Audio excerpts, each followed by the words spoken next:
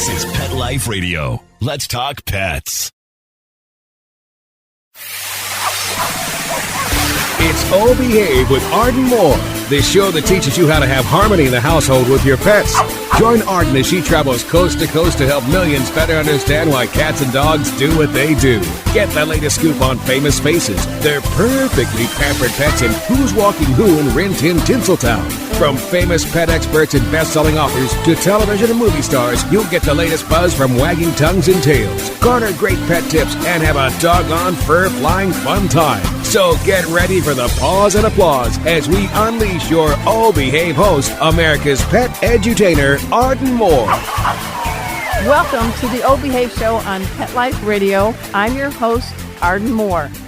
Heat. That's a nasty, nasty four-letter word to us and to our pets. But help is here.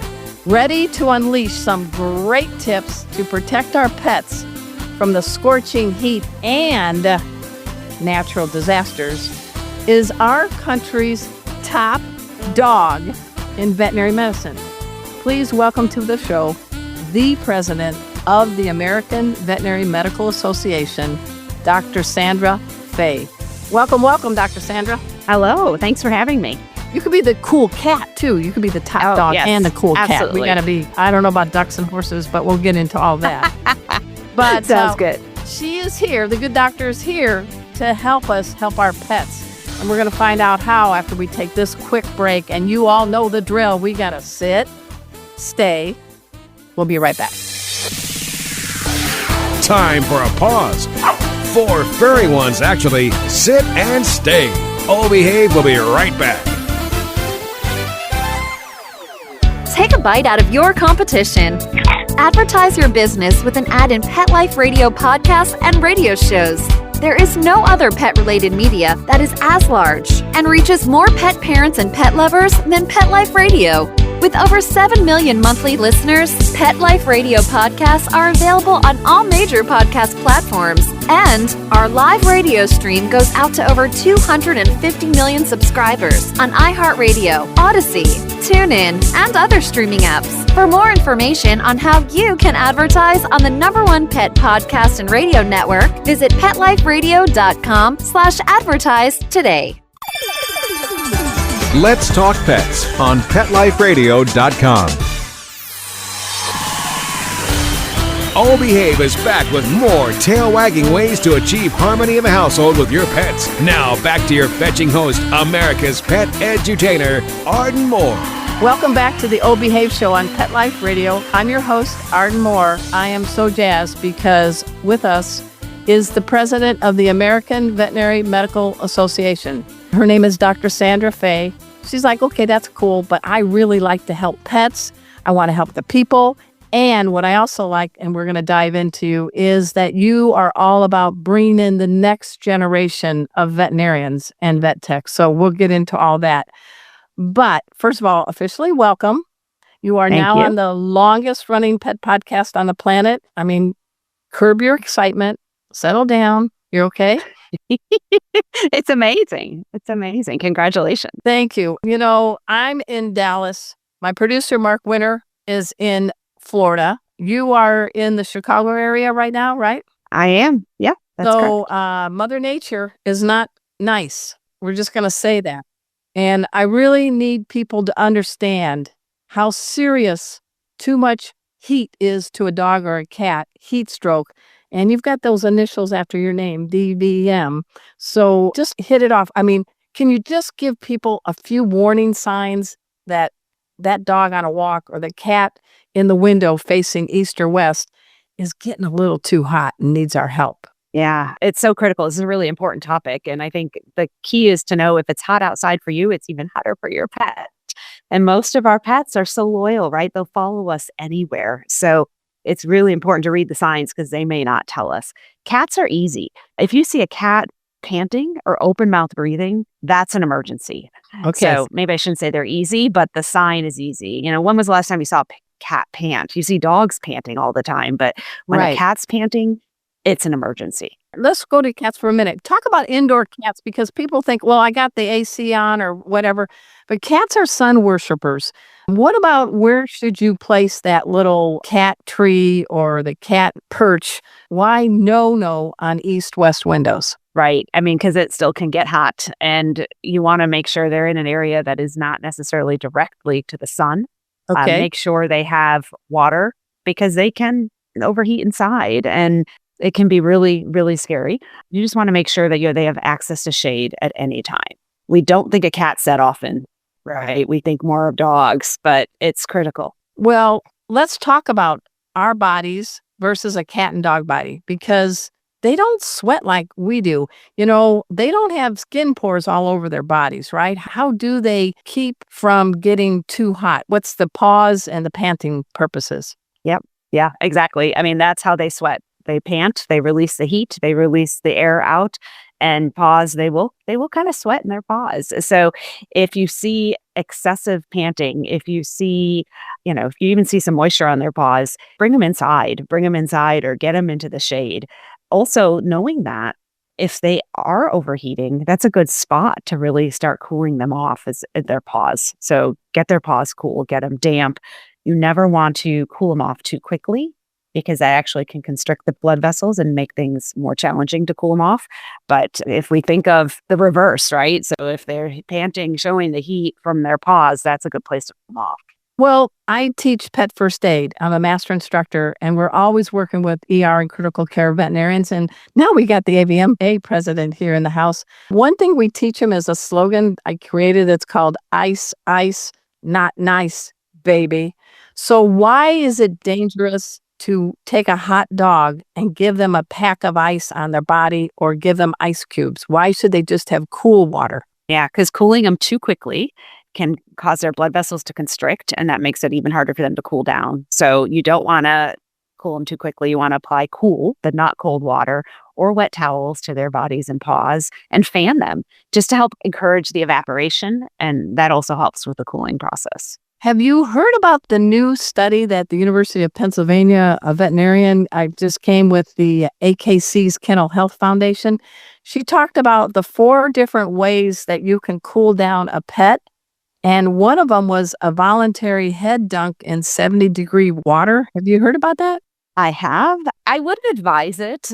That's why I'm asking the press. Yeah, I wouldn't advise that. I think that can be really scary to a dog or cat. And I would worry that you would get bit or scratched. So I think, do what you can. But if you're worried, bring it to the vet. They'll put an IV catheter in. They'll cool them down the right way.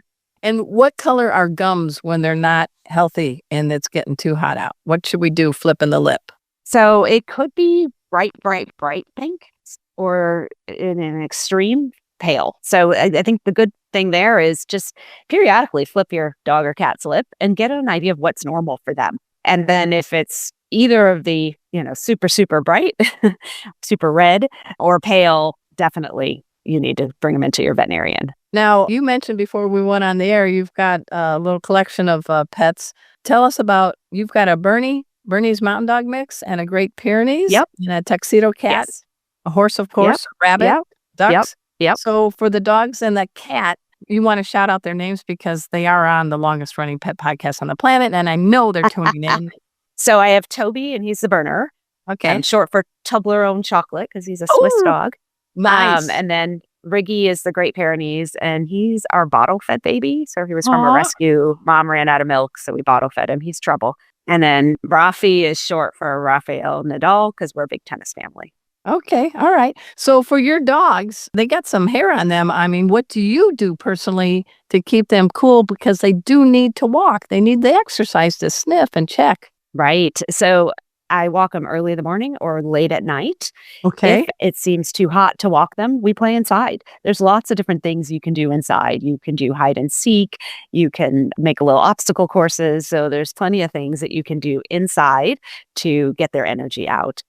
If I'm walking outside, I really try and avoid those hot paved areas because we worry about their paws. They can blister, they can burn, and it's super painful. Now, I like to tell people how to be a mutt-giver. So, if you don't have a vet nearby or your first aid kit, people have poop bags, right? So what do you think about some ways to use a poop bag as a makeshift water bowl? I mean, not with the poop in it. It's not floating poop icicles. Absolutely. I mean, always keep water with you and something to put it in for them to drink out of. And some will drink right out of the bottle if it's a big enough bottle, or if you have enough to pour where you're not worried about wasting. But yeah, you could take a plastic bag and kind of fold the ends over and or hold it with, if it's got handles like a shopping bag, hold it and fill it with water and have them drink out of it. Absolutely. Anything to get that water in them. Definitely. Cats are a little harder to get to drink, right? Cats are harder with everything. Than water, at least the body's getting cooled down, the air conditioning, right? Exactly.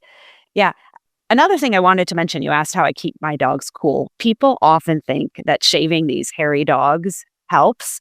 Yeah, and it doesn't. They have a double coat for a reason. It helps in the summer and it helps in the winter. So shaving actually gets rid of some of the normal protective mechanisms that the body has in play that we want them to have. So do not shave them. You can brush them, you keep them groomed, keep that undercoat, just keep as much of the loose hair out, but do not shave them. All right. Hey, Pet Pals, we're speaking with Dr. Sandra Faeh. She is the president of the American Veterinary Medical Association. And I know people are curious as a cat to find out. I was trying to do a little homework on you, and you grew up in a family that moved around a lot. Were you in the protection witness program or something? But what was going on that your parents are from Switzerland, and then you came here and you just kept seeing all of America? It sure felt like it. So yeah, my parents got married in Switzerland, came here after they got married. And I think until I was about 7th grade, the longest we stayed in one area was 3 years. So New Hampshire, Maine, Iowa, Illinois, Ohio, then Illinois, and Illinois is where we stayed. So I think they just wanted to see the country, and I don't know. So not military, not witness protection, just wanted to see different things. So, and I always say that's the main reason I became a veterinarian, because we always had a dog and a cat, and they were my buddies growing up. That human-animal bond is a real thing. Who were your childhood pets? Because they were your one constant when you were on the go, literally. Exactly. We had a black cat named Mookie, Mookie. Yeah. And then we always had German Shepherds, but the one, that I was with the longest was Mikey. Mikey and Mookie, that sounds like a TV show. So some people instantly know when they're younger what they're going to do when they grow up. Some people go through a lot. I'm betting you're the former than the latter. What's the deal with you and the attraction to veterinary medicine? Yeah, absolutely. Always wanted to be a veterinarian. But interestingly enough, I just gave a presentation to a bunch of first-year veterinary students. And I said, I still don't know what I want to be when I grow up, because there's so many different things you can do as a veterinarian. I first started thinking research. Then I thought maybe exotics, and then private practice. And, obviously all my work with AVMA kind of morphed into that. So there's so many different avenues that we can take with this profession, and we'll see. We'll see where I end up. All right. Hey, we're going to take a quick break. And when we come back, Dr. Faeh, the president of the AVMA, is going to help us learn a little bit about disaster prep, because Lord knows we've had some nasty wallops by Mother Nature all over this country. So everybody sit, stay. We'll be right back.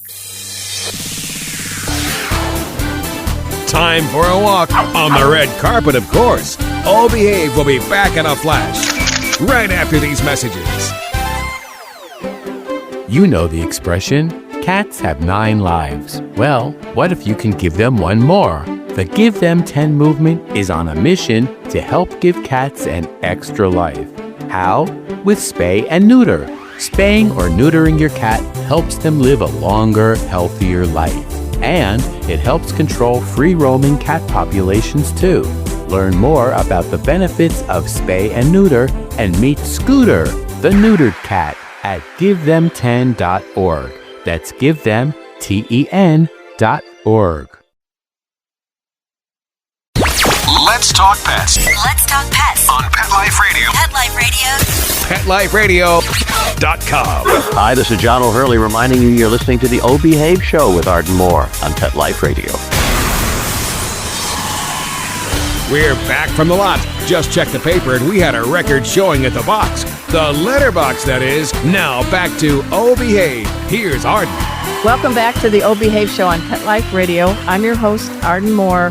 I've got a fellow Midwesterner in the house. I grew up in Crown Point, Indiana, near Chicago. I don't know anything about Indiana except the Fever, which is a great basketball team, but got Chicago shows, WGN, everything. So we have that in common. And my parents also graduated from the University of Illinois. Did not know that. That's awesome. I went to Purdue. Oh, boy. So I can't say ILI. I'll have to say what? Boiler up? Oh, boiler up, boiler up. All right. Here in Texas, in this Kerrville, you know what happened with Camp Mystic with the floods on the Guadalupe River. But then you've got fires in California. Our world is up on its end. We need people like you to help us have a game plan.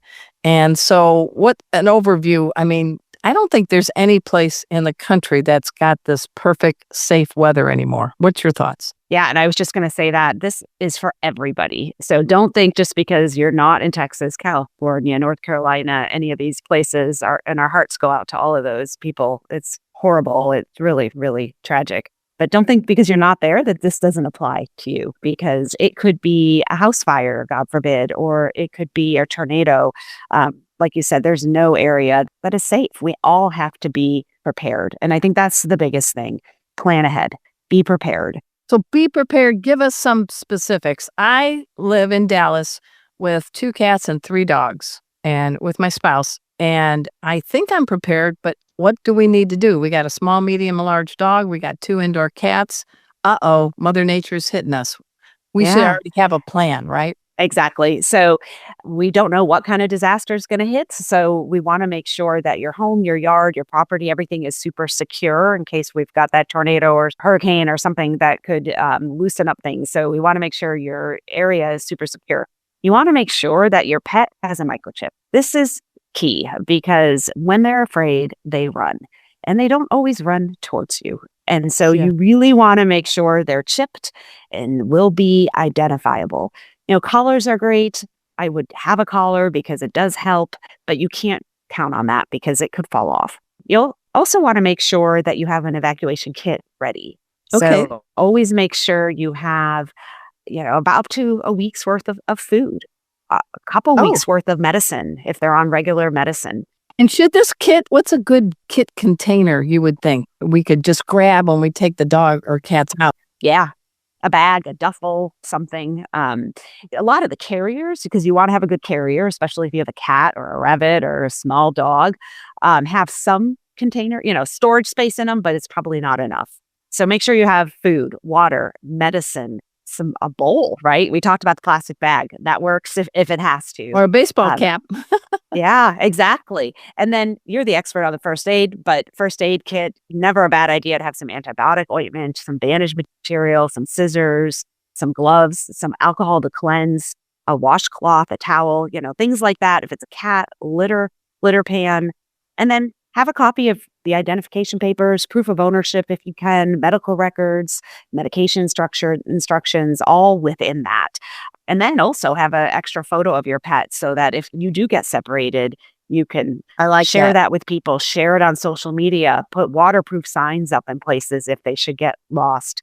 So think of what you use on a daily basis, make sure you have that, and think of what will help if there's an injury. So like we said, some bandage material, things like that. Well, you live in the Midwest and you can get tornadoes, you can get snowstorms, you can get hot, you can get rain. We do drills. We have a walk-in closet off our master bedroom, and we take we call them the furry Brady Bunch. We take the gang into the walk-in closet, and the kitties are in the carriers, the dogs are on their leashes, and we try to time it. We've got it now to less than 4 minutes to get everybody. That's amazing. But there's also water in there, there's food, and there is a bottle of wine there, but that's not for the pets. And there's a battery-operated radio. Okay. So what do you think? Fantastic. I think that's fantastic. If you're in an area, well, you should also have an evacuation plan to leave, right? Yes. Make sure you know that they accept pets. So good point. It to a hotel, make sure that the pets can come with you. Never leave them behind. Obviously, this becomes much more difficult with large animals, with horses, cows, whatnot. So, I mean, it's just much more plan? Challenging. You have a horse, of course. What's your plan? Yeah. So what's your horse's name? His name is Ace. Oh, that's cool. His name is, he's a good boy. He's a big puppy dog. He probably would follow me. So knowing that I have a trailer, that I could evacuate him, knowing a lot of people in the area and where else they could house him really is helpful. So if you have livestock, it's probably really challenging to have enough to trailers to escort them out. So make connections in your community. If it's a flood and you need to evacuate them from your area, get to know your neighbors so you can have a safe spot for them to put. Make sure you have other options and try and think of as many scenarios as possible. I know that can be really challenging. The livestock, the large animal, it's a little tougher. One thing I know that I keep on me, something on a keychain that says that if something happens to me, I'm in the hospital or 6 feet under or whatever, that the first responders know that there are now 3 dogs and 2 cats at my home. Flip it over and there is a name of my sister and another backup number. How important do you think it is to have some sort of thing that alerts the first responders that if you got hurt in a car accident or something, no one knows that these dogs they're doing Kegels right now because they really got to go to the bathroom or they're hungry. Is there anything you would recommend that would help people that they don't think about that? Going to the grocery store, going to the movies, and then something happens. What would you suggest?